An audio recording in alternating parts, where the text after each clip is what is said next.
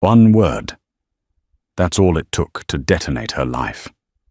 For Maya Flores, a 26-year-old waitress, swimming in debt and fighting for her sister's life, that word was out. She spoke it to the wrong man, a smirking billionaire's son who believed the world was his personal playground. He promised he would ruin her, and for 3 agonizing days it looked like he was succeeding. What she never expected was that ruin would arrive in the form of a sleek black helicopter, and that the man offering her a ride wasn't the boy she'd kicked out, but his legendary titan of industry father. The Gilded Spoon wasn't as glamorous as its name suggested. It was a relic, a steakhouse in the heart of downtown that catered to the city's old money and the new money who wanted to pretend they were old money. The velvet on the booth seats was worn smooth, the gold paint on the cutlery was flaking, and the air hung thick with the ghosts of 1,000,000 cigars and backroom deals. For Maya Flores, it smelled like survival. Every clink of a fork on a plate was a fraction of a cent towards the mountain of bills on her small kitchen table. Every forced smile was an investment in keeping her job. This job was everything. It was the difference between her younger sister Amelia getting her next dose of medication or not. Amelia had been diagnosed with a particularly aggressive form of juvenile dermatomyositis 2 years ago, a cruel, multi-system autoimmune disease that turned her own body against her.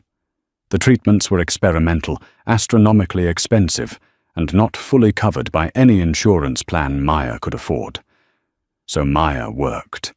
She worked double shifts until her feet were numb, and her smile was a painful mask. She served overpriced steaks and vintage wines to men who complained that their $300 bottle of Cabernet wasn't breathing properly, all while her sister struggled to breathe at all. Her life was a tightly wound coil of anxiety, a constant humming fear that lived just beneath her skin. But on the floor of the Gilded Spoon, she was a professional. She was quick, efficient, and had a preternatural ability to read a table. She knew who wanted to be fawned over and who wanted to be left alone. She knew which regulars were cheap tippers and which ones on a good night might leave a tip that could cover a week's worth of Amelia's co-pays. Tonight was a Tuesday, usually a quiet night. The dinner rush was tapering off, leaving a low murmur of conversation and the rhythmic clatter from the kitchen. Maya was clearing a table when she saw Chloe, the newest waitress, approaching table 7. Chloe was barely 19, wide-eyed, and still clumsy, with the heavy trays her nerves as fragile as spun sugar. Table 7 was occupied by Tristan Sterling and his sycophantic entourage. Even if you didn't know the name, you knew the type. Tristan Sterling was the sole heir to the Sterling Industries fortune, a sprawling empire built by his father Robert Sterling, a man spoken of in hushed, reverent tones in the city's financial district. Robert Sterling was a legend, a self-made titan. His son Tristan was not. Tristan was famous for 2 things: spending his father's money in the most ostentatious ways possible and being a public relations nightmare. His face, with its lazy, arrogant smirk and perfectly coiffed hair, was a staple of gossip blogs. He and his 3 friends had been loud and demanding from the moment they sat down. They'd sent back their first round of cocktails claiming the ice was subpar. They'd snapped their fingers for service. Maya had handled them initially her professional veneer, so polished it was practically bulletproof. But her section had filled up, and Mr. Henderson, the perpetually stressed manager, had assigned the table to Chloe for their dessert order. Maya watched from across the room, a knot tightening in her stomach. She saw Chloe approach her notebook, trembling slightly in her hand. Tristan leaned back in his chair, looking Chloe up and down like she was a piece of meat on the menu. "Well, well," Tristan said, his voice carrying across the quiet room. "They sent us a fresh one. What's your name, sweetheart?" "Chloe, sir." She mumbled, her eyes fixed on the knot of his tie. "Chloe," he repeated, drawing the name out. He turned to his friends. "She looks like a Chloe, doesn't she? A little Bambi lost in the big bad forest." His friends snickered. Maya stopped what she was doing, her hand frozen on a water pitcher. This was the part she hated, the casual cruelty, the power play that had nothing to do with food and everything to do with ego. "What can I get for you gentlemen for dessert?" Chloe asked, trying to steer the conversation back to safety. Tristan ignored the question. He reached out and, before Chloe could react, snatched the notepad and pen from her hand. "I don't think we're ready for dessert. I think we need another round of entertainment. Tell us a joke, Chloe." Chloe froze her face, turning a blotchy red. I don't know any jokes, sir." "Everyone knows a joke." Tristan pressed a predatory glint in his eye. "Come on. Make us laugh." The other patrons in the restaurant were starting to notice. A few couples looked over their expressions, a mixture of curiosity and discomfort. Mr. Henderson was hovering near the host stand, pretending to be busy with the reservation book, his spine conspicuously absent. "Please, sir, I just need your order," Chloe whispered, her voice cracking. Tristan's smile vanished. He leaned forward. "Don't you get it? This is the order. You're the help. You do what we say. Now you're going to stand there and be charming, or you're not going to be anything at all." He then did something that made Maya's blood run cold. He reached out, not aggressively, but with a chilling sense of ownership, and brushed a strand of hair from Chloe's face. Chloe flinched back as if she'd been burned. That was it. The coil inside Maya snapped. She placed the water pitcher down on her service station with a deliberate, quiet thud. Every eye in the restaurant was on table 7 now, a silent, uncomfortable theater. Maya walked towards them. Her steps weren't rushed or angry. They were measured, each one landing with absolute certainty. She walked right up to the table and stood beside a terrified Chloe. She didn't look at Chloe. She didn't look at the snickering friends. She looked directly into Tristan Sterling's eyes. "Give her back the notepad," Maya said. Her voice wasn't loud, but it cut through the silence with the sharpness of shattered glass. Tristan seemed genuinely surprised. He blinked a slow, reptilian motion. "I'm sorry, what did you just say to me?" "You heard me," Maya said, holding his gaze. "You're making the staff and the other guests uncomfortable. Give her back her notepad and pen, and she will take your order. Or you can leave." One of Tristan's friends let out a short, incredulous laugh. "Do you have any idea who he is?" "I know he's a customer," Maya replied, her eyes still locked on Tristan. "And our customers are expected to treat our staff with respect. He is failing to do that." Tristan's smirk returned, but this time it was laced with venom. He slowly placed the notepad on the table, pushing it towards her. "You've got a lot of nerve. I could have you fired. I could buy this entire mediocre restaurant and turn it into a parking lot, just for the pleasure of putting you out on the street." "Maybe," Maya said coolly. "But right now, you're just a man bothering a young woman who's trying to do her job. So for the last time, either you treat her with decency or you get out." The air was thick with tension. Chloe was barely breathing. Mr. Henderson was now inching his way over his face, pale with panic. "Maya, what's going on here?" Henderson asked, his voice a nervous squeak. "I'm handling it, Mr. Henderson," Maya said, without looking at him.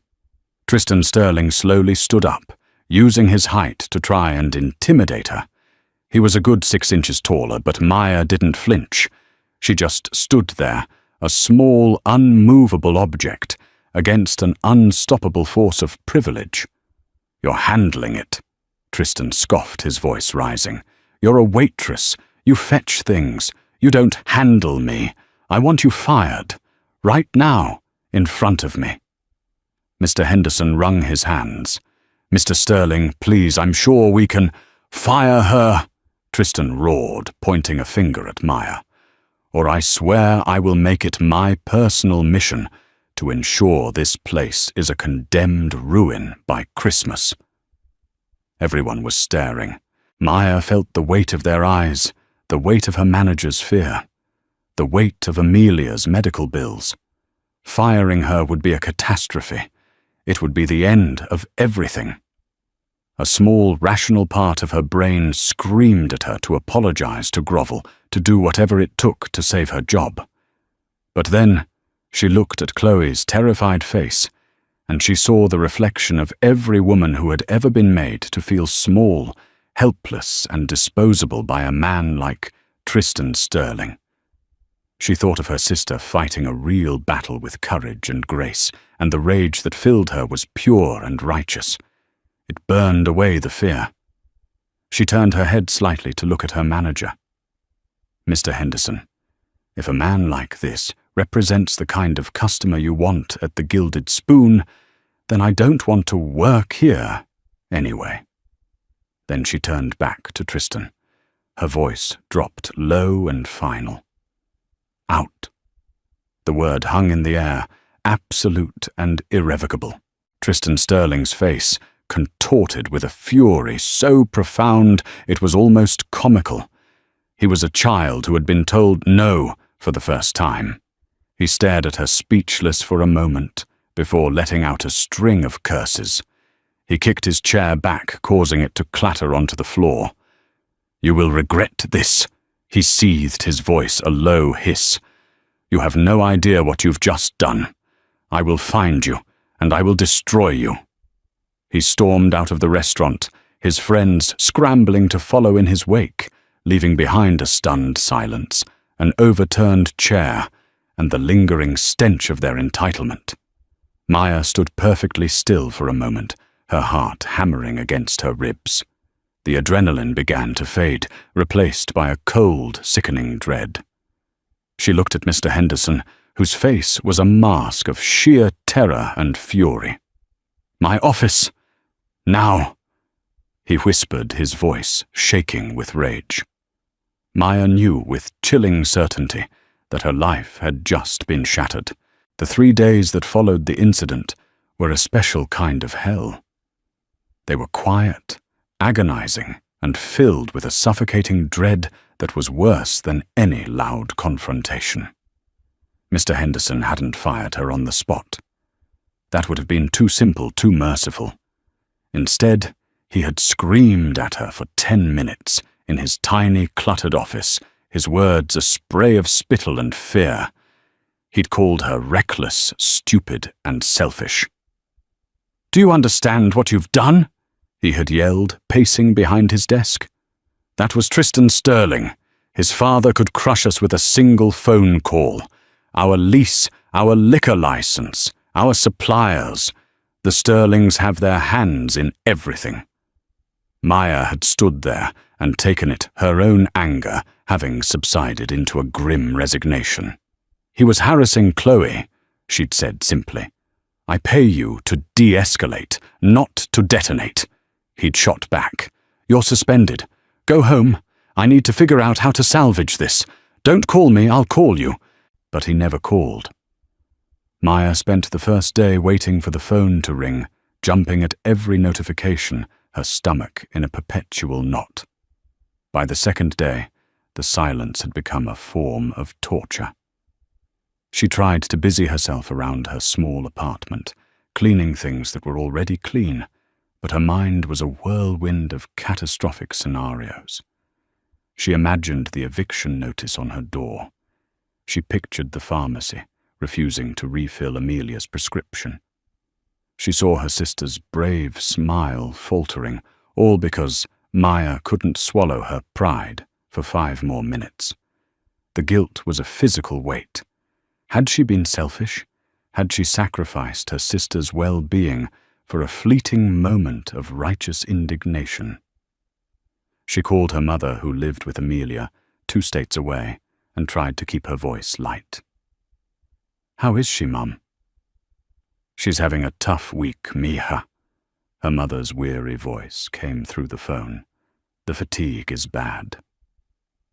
"Doctor, Evans is talking about a new infusion therapy. It's showing promise, but, well, you know." Maya knew. But meant it was expensive. But meant it was another mountain to climb. "Don't you worry about that, Mum. I'm fine. Work is good. I might even be able to pick up some extra shifts." She lied the words, tasting like ash in her mouth. Hanging up the phone felt like hanging up on her own lifeline. The apartment suddenly felt like a cage. She needed to know what was happening. Her suspension was unpaid, and every day she didn't work was a day she fell further behind. On the morning of the third day, she couldn't take it anymore. She put on her uniform, a desperate, pathetic act of hope, and took the bus downtown. Maybe she could apologize. Maybe she could beg for her job back. Her dignity was a luxury she couldn't afford. As she approached the Gilded Spoon, she saw it. Taped to the front glass door was a notice. It wasn't a condemnation sign or a foreclosure notice. It was something far more insidious. It was a printout from a popular city review website. The restaurant's rating, usually a solid 4 stars, had plummeted to 1.5. Her heart sank. She moved closer to read the most recent reviews, all posted within the last 48 hours. User CityBoy88 wrote, "Avoid at all costs. The staff here is unbelievably hostile. A waitress named Maya went on a psychotic tirade against my table for no reason. Clearly has anger management issues. Management did nothing. This place has gone to the dogs." User Fine Dine Queen wrote, "Was a regular here for years, but no more. Witnessed a truly shocking display of aggression from a dark-haired waitress. Maya, I think, towards some young men who were just trying to have a good time. She was completely unhinged. Sad to see the standards slip so badly." User Sterling Fanson wrote, "Heard Tristan Sterling was verbally assaulted here by an employee. Shame on the Gilded Spoon for allowing their staff to attack patrons." Cancel Gilded Spoon. There were dozens of them, all posted in a coordinated flood. They were lies, twisted versions of the truth, all pointing a finger directly at her. Tristan Sterling wasn't just trying to get her fired. He was trying to erase her, to paint her as a villain in a story he controlled. He was salting the earth so nothing could ever grow for her again. A wave of nausea washed over her. This was it. This was the ruin he had promised. There was no coming back from this. Mr. Henderson would never take her back now. No other restaurant in the city would hire her with a digital footprint like this. Defeated, she turned away from the door, the fight completely gone from her. As she did, a sleek black town car pulled up to the curb. The back window slid down with a silent hum. Inside, a woman with a severe black bob and sharp, intelligent eyes looked out. She wore a tailored suit and an expression that was completely unreadable. "Are you Maya Flores?" the woman asked. Her voice was calm, professional, and held a note of authority that made Maya stand up a little straighter. Maya's first thought was that this was a lawyer sent by Tristan to serve her with a lawsuit for slander. Her stomach twisted into another painful knot. "Yes," she said, her voice barely a whisper. The woman didn't smile. She simply nodded, as if confirming a data point. "My employer would like to have a word with you. He's on his way." "Your employer?" Maya asked, confused. "Who is your employer?"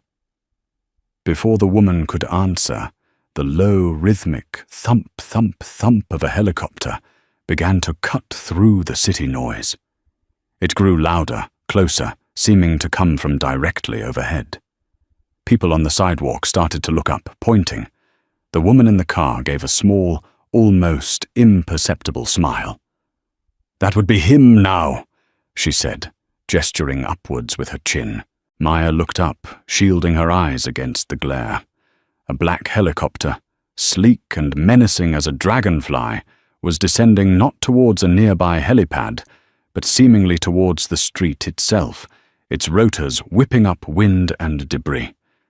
It began to hover over the wide plaza, across from the restaurant. This wasn't a lawsuit. This was a spectacle. This was a power move of such epic proportions that Maya couldn't even comprehend it. Tristan was coming back, not with a lawyer, but with a helicopter, to finish the job, to humiliate her in the most public way imaginable. The town car door opened, and the woman in the suit, who Maya would later learn, was named Ms. Davies, stepped out. "He asks that you wait for him in the restaurant," she said, her voice calm amidst the growing chaos. "He prefers a quiet setting for important conversations." Numbly, Maya turned and pushed open the door to the Gilded Spoon. The few staff members prepping for the lunch shift were all clustered by the windows, staring at the helicopter. Mr. Henderson was there, his face ashen, looking like he was about to have a heart attack. He saw Maya and his eyes went wide with a fresh wave of terror. "What did you do?" he hissed, grabbing her arm. "What is that? Is that him?" Maya couldn't answer. She just stood there, a prisoner in the very place she'd fought to protect, and waited for her executioner to arrive. The sound of the helicopter blades seemed to beat in time with her own terrified heart. The roaring tempest of the helicopter blades slowly subsided, but its ghost remained, leaving behind a silence that was somehow louder and more menacing than the noise itself. The air in the Gilded Spoon was thick with a new kind of dread, an electric tension that had every employee frozen in place. They were no longer just restaurant workers. They were spectators in an arena, and they knew instinctively that the lion was about to enter. The heavy oak door swung inward with a soft whoosh. The man who stepped across the threshold didn't hurry. He paused for a moment, letting the room's atmosphere settle over him, letting every eye find him. He was not Tristan Sterling. The difference was as stark as that between a sputtering candle and the unblinking sun. Where Tristan was a study in loud, desperate-for-attention fashion, this man was a masterclass in quiet, absolute power. He was in his late 60s with a full head of brilliant silver hair swept back from a high forehead. His suit was a simple charcoal grey, but the cut of the fabric and the way it hung on his frame spoke of bespoke tailoring that cost more than the car Maya drove. He wore no tie, the collar of his crisp white shirt open, lending him an air of approachable authority, a carefully cultivated illusion. His face was a fascinating landscape of discipline and intellect. Laugh lines crinkled at the corners of his piercing blue eyes, but the set of his jaw was firm, unyielding. He was Robert Sterling, and he moved as if the world adjusted its axis to his stride. Mr. Henderson, who had been plastered against the bar like a frightened starfish, peeled himself off and scurried forward. His professional demeanor had completely evaporated, replaced by a raw, naked panic that was both pitiful and repulsive. "Mr. Sterling, sir. Welcome, it is a profound honor." He gushed his voice, a high-pitched, sycophantic whine. He offered a sweaty hand, which Robert Sterling ignored his gaze, sweeping the room before landing with unnerving precision on Maya. Henderson's hand dropped foolishly to his side. He began to babble the words, tumbling out in a desperate attempt to build a dam against the flood of wrath he was certain was coming. "Sir, I must offer my most sincere, my deepest apologies for the incident 3 nights ago. A complete aberration, I assure you. Utterly unacceptable." The employee in question, Maya Flores, he flicked a venomous glance at her, has proven to be volatile, unstable. I was in fact just about to process her permanent termination. We have a zero-tolerance policy for disrespecting our esteemed clientele, especially a patron of your son's caliber. She will never work in this city again. I'll see to that personally. Maya felt a hot flash of rage at the betrayal.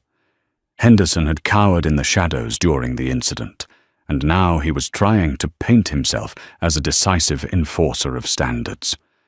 Robert Sterling finally turned his head, just slightly, to acknowledge the manager's existence.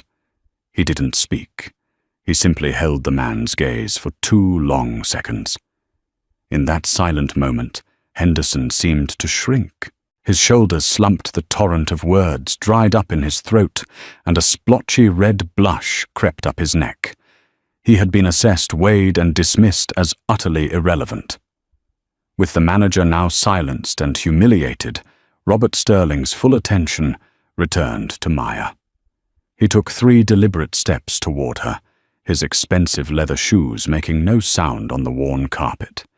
He stopped a few feet away, creating an invisible circle of confrontation that no one else dared to enter. "Ms. Maya Flores?" he asked. His voice was a low, resonant baritone. It wasn't threatening. It was calm, measured, and carried an implicit expectation of a truthful answer. Maya's heart was a frantic drum against her ribs, but her own anger provided a strange sort of ballast. She had been suspended, slandered online, and now betrayed by her boss. What more could they possibly do to her? She lifted her chin. "Yes, sir. I'm Maya Flores." He gave a slight formal nod. His eyes flickered to the empty table 7, a silent stage waiting for its actors. "Would you join me?" It was a command, phrased as a request. Numbly, Maya moved towards the booth, acutely aware of the stares of her colleagues. She felt like a prisoner on her way to a parole hearing, where the judge was also the victim's father. She slid into the plush velvet seat, the same one she had collapsed into countless times at the end of a long shift. It had never felt so much like an electric chair. Robert Sterling sat opposite her, in the very seat his son had occupied. The air crackled with the memory of the confrontation. He didn't speak immediately. Instead, he picked up the thick, leather-bound menu, his long fingers tracing the embossed gold lettering of The Gilded Spoon. "I brought my wife here on our second date," he said, his voice softer now, almost conversational. "It was 1978. I was broke, trying to get my first company off the ground. I spent my entire week's salary on a single bottle of wine to try and impress her." He gave a wry, humorless smile. "She hated the wine, but she married me anyway." He placed the menu down gently. "Some things endure. Others curdle." The small talk, she realized, wasn't small talk at all. It was a disarmament tactic. It was him taking control of the rhythm of the conversation, setting the stage, and throwing her off balance. He folded his hands on the table, his posture a mirror of relaxed intensity. "My son Tristan informs me that you summarily and aggressively ejected him from my wife's favorite restaurant." The words were neutral, but the implication was clear. This was her moment. The fear was still there, a cold stone in her gut, but the injustice of the last 3 days burned hotter. She would not be the trembling, hysterical employee Mr. Henderson had painted her as. She would give this man the one thing his son never could, the unvarnished truth. "Sir," she began, her voice clearer and stronger than she expected. "Your son was harassing one of my colleagues, a 19-year-old girl on her 3rd shift who was on the verge of tears." Robert's expression didn't change, but his eyes sharpened. "Go on." He and his friends were loud and demeaning from the moment they arrived. Maya continued finding her rhythm. She started at the beginning, detailing the sent-back drinks, the finger-snapping. She didn't just say Tristan was rude.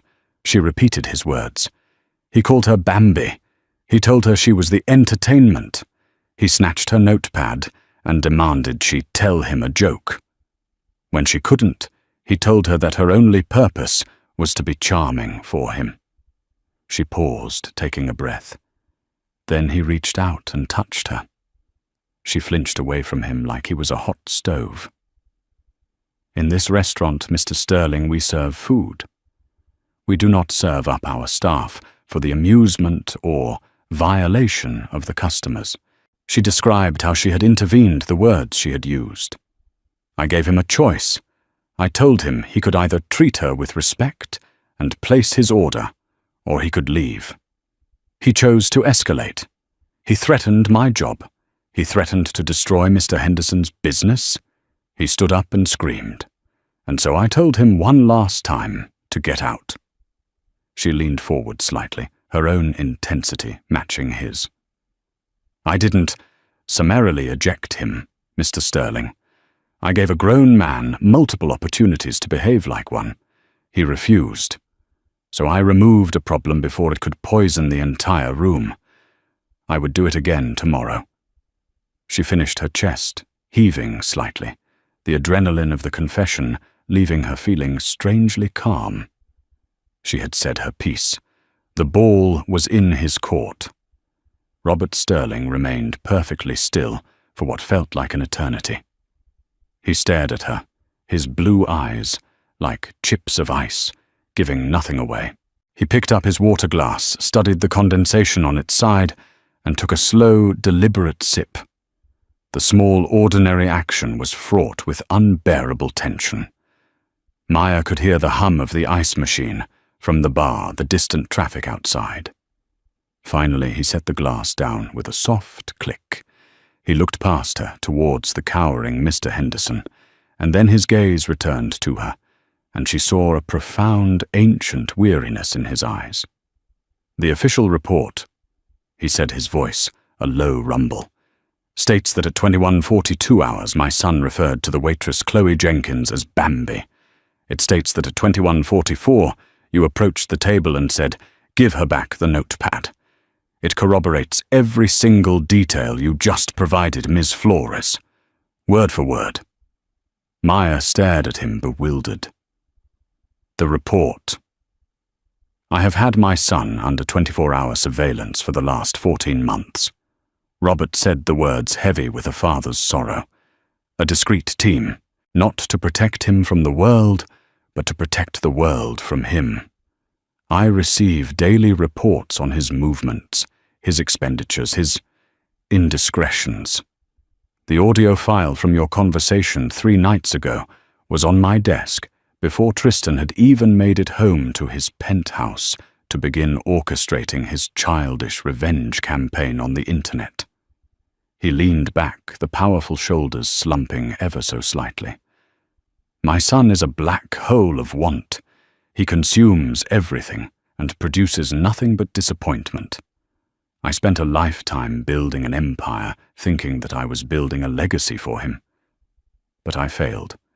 I gave him a bottomless bank account instead of a moral compass. I gave him privilege instead of perspective. I wasn't raising a son. I was funding a parasite. He is my company's greatest liability and my life's most profound failure.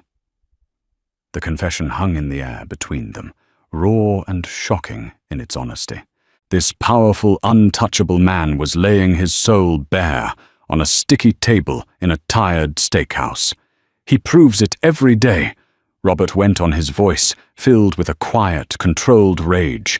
When he was 16, he crashed a Porsche. His first concern wasn't for the family in the minivan he'd hit, but that the paramedics might scratch the car's finish while pulling them from the wreckage. That was the day I realized I hadn't raised a man. I had created a sociopath with a trust fund. He brought his gaze back to Maya, and for the first time, she saw a glimmer of something other than disappointment. It was admiration.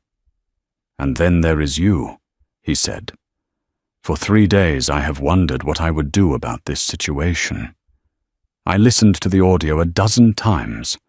I heard a man-child high on his own name try to bully a young woman, and I heard that young woman refuse to be bullied.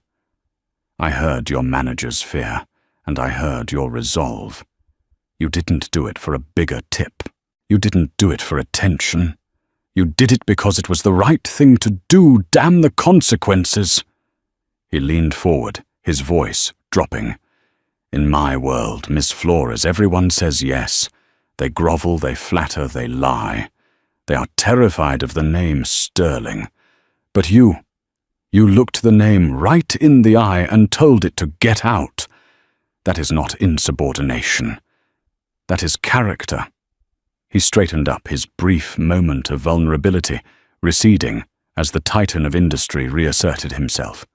His tone shifted, becoming brisk, purposeful.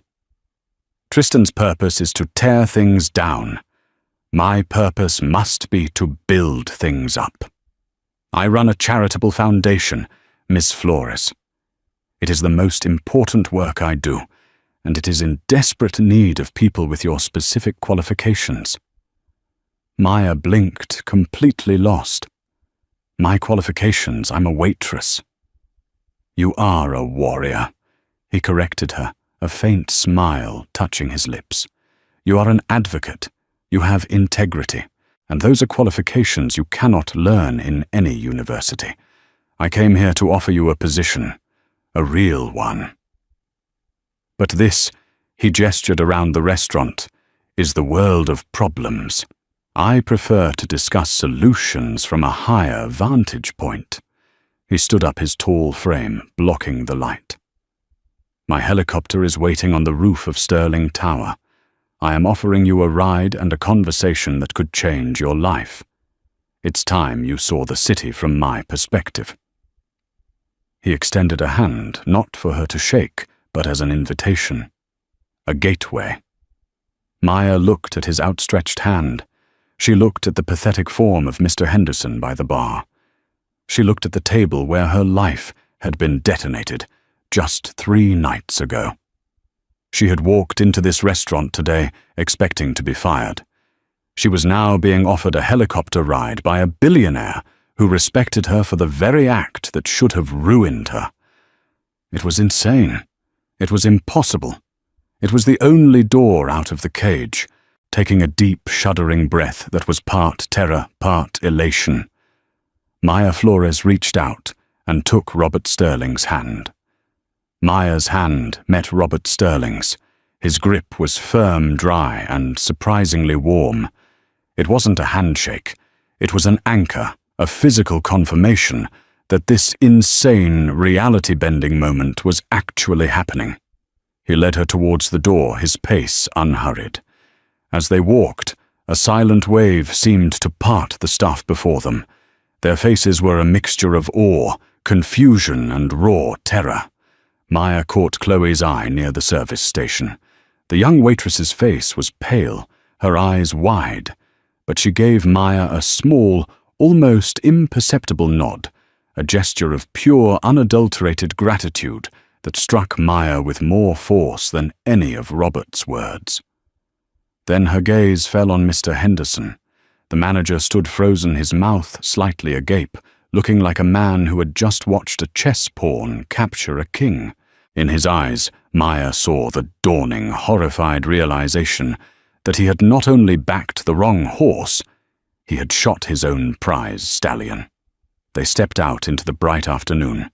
The sleek black town car that Maya had seen earlier was now parked at the curb, its engine humming silently. The woman with the severe bob, Miss Davies, held the back door open. "The plaza is cleared for takeoff, sir," Miss Davies said to Robert, her voice the epitome of calm efficiency. She then looked at Maya, her expression unreadable but professional. "Ms. Flores." The walk across the sun-drenched plaza felt like a dream. The world of traffic horns, hurried pedestrians, and city grime seemed to recede, replaced by the focused, thrumming energy of the black helicopter waiting in the center. Its rotors were still, but it radiated a sense of coiled power. As they approached, a security guard in a dark suit materialized and opened the cabin door. Inside, the scent of supple leather and clean, filtered air replaced the city's exhaust fumes. Maya sank into a plush, cream-colored seat, her body feeling strangely heavy. She fumbled with the complex silver buckle of the safety harness, and Robert, without a word, leaned over and clicked it into place for her with unpracticed ease. He and Miss Davies took the seats opposite her. The door sealed with a solid, satisfying thunk, encasing them in a capsule of surreal quiet. "Ready, Miss Floors?" Robert asked, a faint glint of amusement in his eyes. Maya could only nod, her throat too tight to speak. Through the thick polarized window, she watched the world she knew, the worn facade of the Gilded Spoon. The curious onlookers, the entire ground-level struggle of her life, fall away, with a stomach-lurching surge of vertical acceleration. The city didn't just shrink, it flattened, transformed from a three-dimensional reality into an intricate living blueprint. "Most people are scared the first time." Robert commented, his voice easily audible over the deep rhythmic hum of the engines. "They fear the height, the lack of control." He gestured out the window. "They see how easily they could fall. I see how much there is to conquer." He pointed to a cluster of low-income housing projects in the distance, a patchwork of weathered brick and chain-link fences. "I grew up down there. My father came home every night, covered in soot from the steel mill, his hands cracked and bleeding. He worked himself into an early grave so his son could have a life slightly less miserable than his own." Then he angled his hand towards the gleaming glass and steel canyons of the financial district. "And I built this, my battlefield. I learned early on, Ms. Flores, that there are two types of people in the world, those who are constrained by gravity and those who learn to defy it. What do you see when you look down?" The question caught her off guard. She looked down past her own reflection in the window at the endless grid of streets and rooftops. Cars moved like metallic blood cells through the city's arteries. What did she see? Not a map of conquest, not a blueprint of power. "I see people," she said quietly, "millions of them, all in their own little boxes just trying to get through the day. I see the hospital where my sister gets her infusions over there, and the library where I used to study, and the bus stop where I wait every morning." She paused. "It all looks so close together from up here, all connected." Robert Sterling studied her for a long moment, his expression thoughtful. "An interesting perspective," he said, and she felt once again that she had passed some unspoken test. The journey was a blur of breathtaking, vertigo-inducing beauty. They followed the river as it snaked through the heart of the city, the sun glinting off its surface like scattered diamonds. Finally, the helicopter banked, and a colossal tower of black glass and steel rose to meet them. Sterling Tower, the very apex of the city's skyline. With a final gentle descent, they touched down on the rooftop helipad so smoothly that Maya barely felt the landing. The wind on the roof was sharp and clean, carrying none of the city's grime. Miss Davies led them from the helipad along a stone path, and Maya gasped. This wasn't the barren industrial rooftop she had imagined. It was a secret garden, suspended between heaven and earth. Miniature Japanese maples, their leaves, a fiery red, stood beside weeping willows and beds of vibrant, blooming flowers she couldn't name. The scent of damp earth, lavender and roses was a startling organic contrast to the concrete jungle that surrounded them. In the center of this impossible oasis was a pavilion made almost entirely of glass, a modern terrarium where a simple table and 2 chairs waited. "Miss Davies, thank you. We'll take it from here," Robert said, dismissing his aide with a nod. He led Maya into the glass pavilion, the silence within it almost absolute. The panoramic view was overwhelming. The entire city was laid out at their feet, a silent, sprawling kingdom. "My father, the steelworker." Robert began picking up the thread of his story from the restaurant, his back to her, as he gazed out at the view. He was the most honest man I ever knew. He believed in a fair day's work for a fair day's pay. But when my mother got sick, his honesty couldn't pay for her medicine. His hard work couldn't get her an appointment with a specialist. He was a good man, and he was completely, utterly powerless. He turned to face her, his eyes blazing with a fire that had been banked for 40 years. I swore that day that I would never be powerless again. I pursued wealth and influence, not just for their own sake, but as armor, as a weapon, so that I could protect the people I cared about, so that I would never again be at the mercy of a broken system. He gave a sad, bitter laugh. The great irony is that I built an empire to protect my family, and in the process, I created a son who uses that empire's power to hurt people. He is the broken system. He sat down, the intense energy seeming to drain from him, replaced by a quiet gravity. He slid a thick, leather-bound portfolio across the table. It was the same one she had seen him with at the restaurant. "This is the Sterling Foundation," he said. "It is my armor. It is my penance. We have an endowment of $9 billion. Its sole purpose is to wield power on behalf of the powerless." Maya opened it. The pages were filled with professional photographs and staggering statistics, hospitals built, scholarships, funded wetlands preserved. Her eyes landed on a section titled The Patient Advocacy Grant Program. "This is the heart of the foundation," Robert explained. "It's the program I started in my mother's memory. It doesn't just fund research, it intervenes directly. It pays the bills that bankrupt families. It hires the lawyers that fight the insurance companies. It arranges the transport to get a sick child across the country to see the one doctor who can save them. It is a lifeline." He let her absorb this for a moment before delivering the final decisive blow. "My team is exceptionally thorough, Ms. Flores. As I told you, I ran a full background check on you. It's standard procedure for any potential high-level hire." He saw the flash of indignation in her eyes and met it head-on.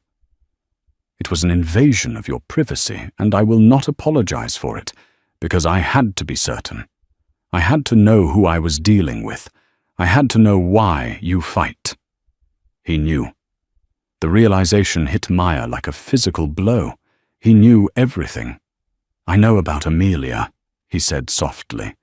"I know it's juvenile dermatomyositis. I know her rheumatologist is Dr. Evans, and that you are currently 3 months behind on payments to his clinic.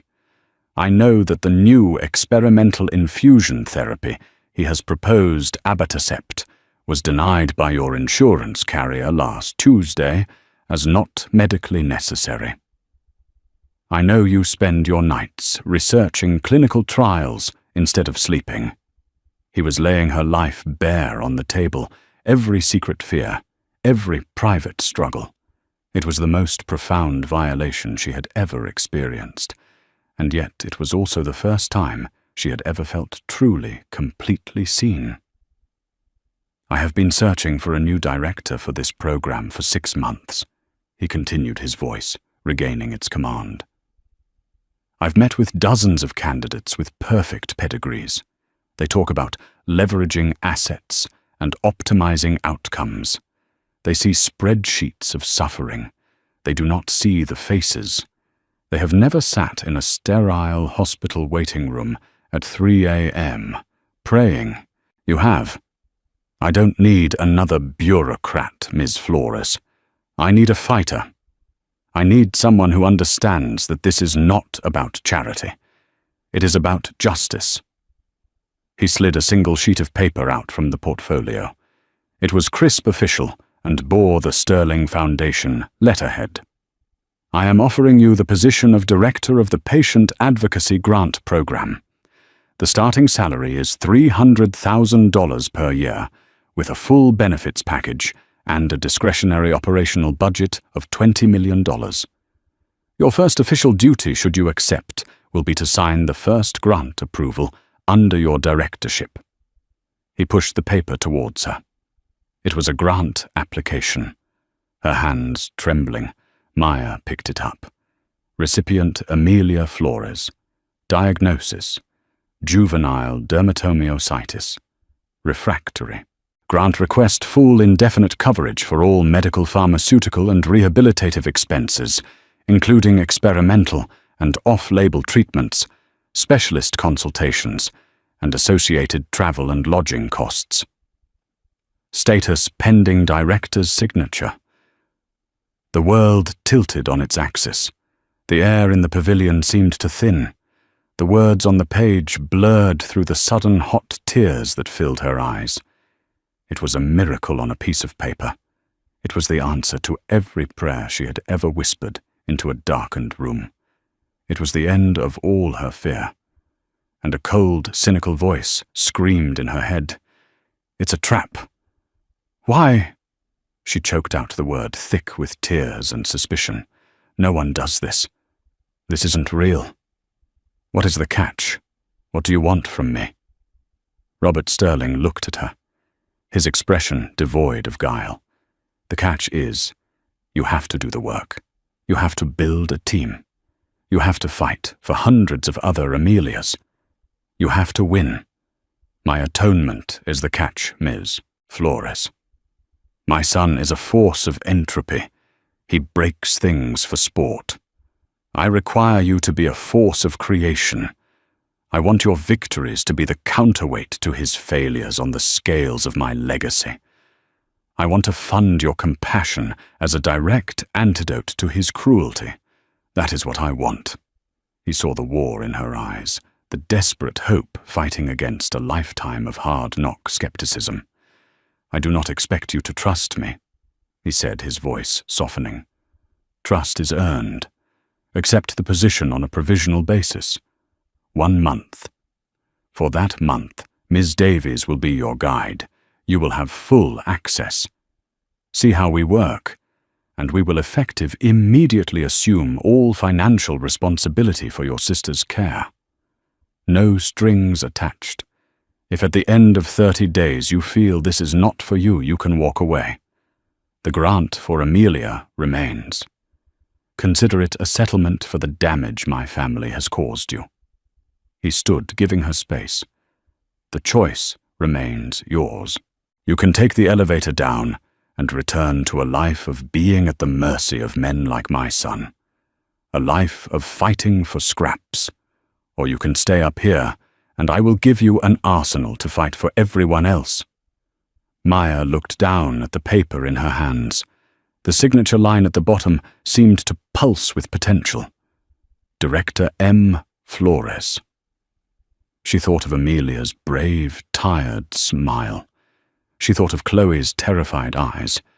She thought of the crushing weight she had carried on her shoulders alone for 2 long years. The tears finally fell, tracing hot paths down her cheeks. They were tears of grief for the struggle and tears of a wild, terrifying, beautiful hope.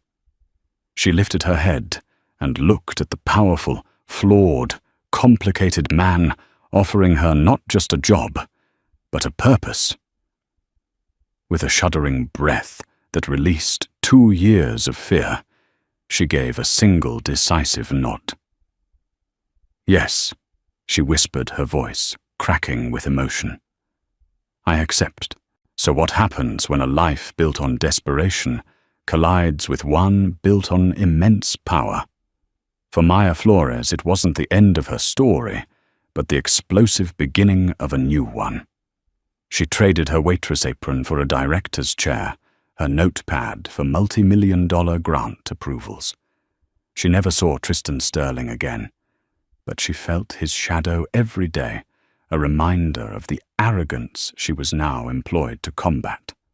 Her story is a testament to the fact that integrity can be your greatest currency, and that sometimes the most terrifying moments of our lives are just doorways to an unimaginable future. What would you have done in her shoes? Could you have trusted a man like Robert Sterling?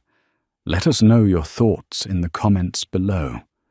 And if this story moved you, please hit that like button, share it with a friend, and subscribe for more real-life dramas that prove character is what you do when no one is watching.